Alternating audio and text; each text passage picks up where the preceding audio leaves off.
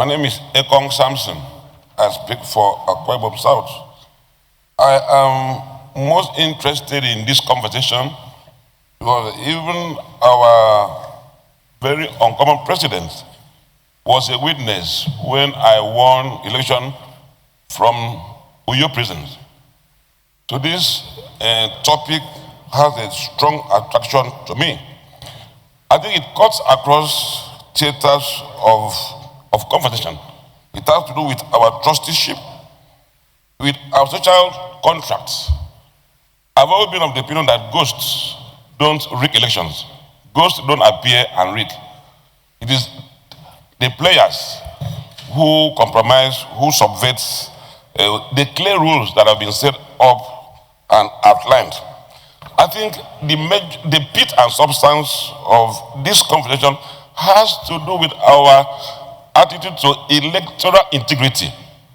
I am firmly of the opinion that unless we firm up our electoral integrity, we leave our democracy in peril. We don't lack laws in Nigeria. We have a welter of laws. The major challenge we have is the implementation, is the enforcement of these laws. And that's why the issues of sanction, where there are clear infractions in electoral process, has a strong attraction to me. So as we look at the gaps in electoral law, it is imperative that we address the issue of sanctions, which will also serve as a deterrent. I wrote somewhere, you recall that I do a lot of poetry, and in one of my poems, I lamented that outside we condemn Oyenosi, but inside we steal votes. And that in electoral process, there are two types of feel. They feel, or what looks like they feel. As much as possible, in addressing the issue of integrity in electoral process, we must ensure that the feel is actually the feel, and that the results clearly reflect the will of the people.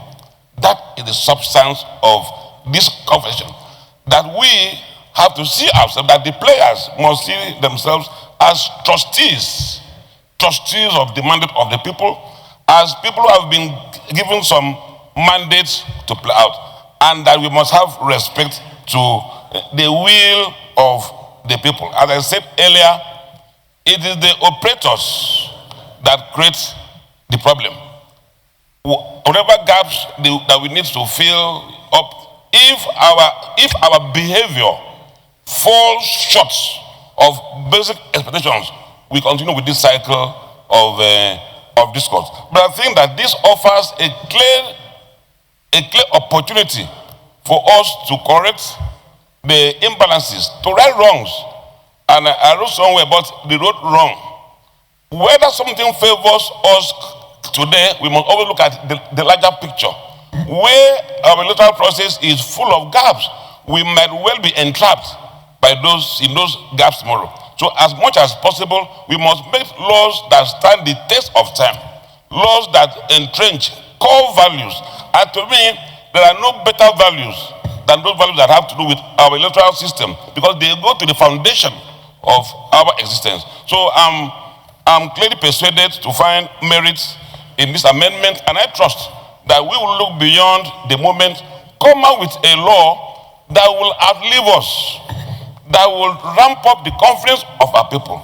At the end of the day, the world will be very happy that Nigeria, whom the world looks up to, has a very, very solid premise that we can use to drive our democracy. Thank you. The Senator Danduse.